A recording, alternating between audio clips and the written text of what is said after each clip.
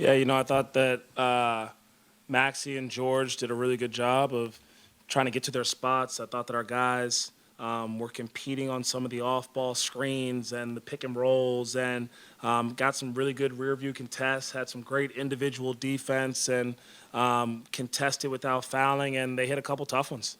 And I think that kind of fueled them. And then on top of it, at certain points during the game, when you make those runs and then you have some costly, like fast break turnovers, you got to value those possessions a little bit better. And we got to put each other in a good position to succeed.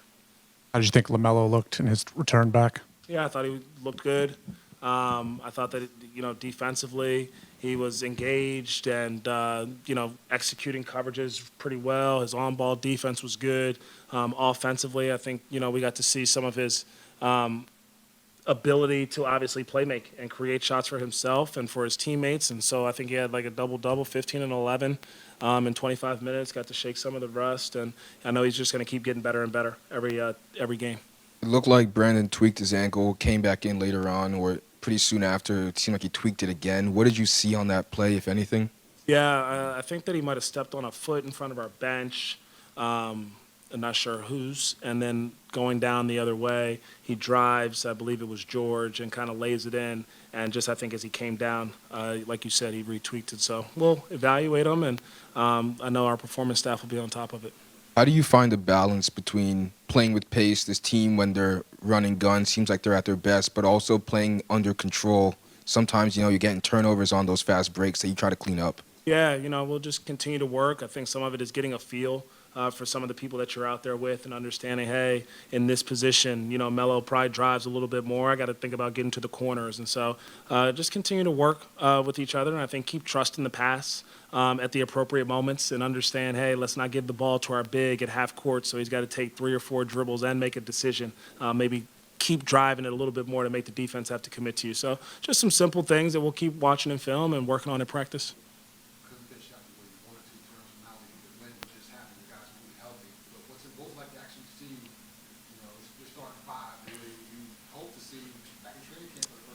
Yeah, no, it was great to see all those guys out there. I thought that, between Mark and Nick, they did a great job of having a really good paint presence early in that first half and blocking some shots and being active.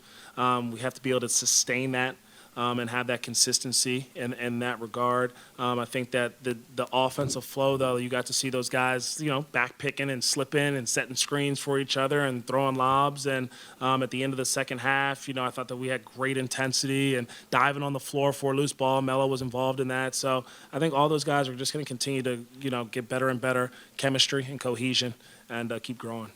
Going off of Rod's question with the starting lineups, you were able to deploy a lot of different lineups, whether it was like small or big, or trying to interchange Mark for Nick at some points. What was that like, having these guys back and being able to do different things and deploy players with the type of basketball you tried to play? Yeah, I appreciate the players' open-mindedness and flexibility to go through some of these lineup changes and different rotations.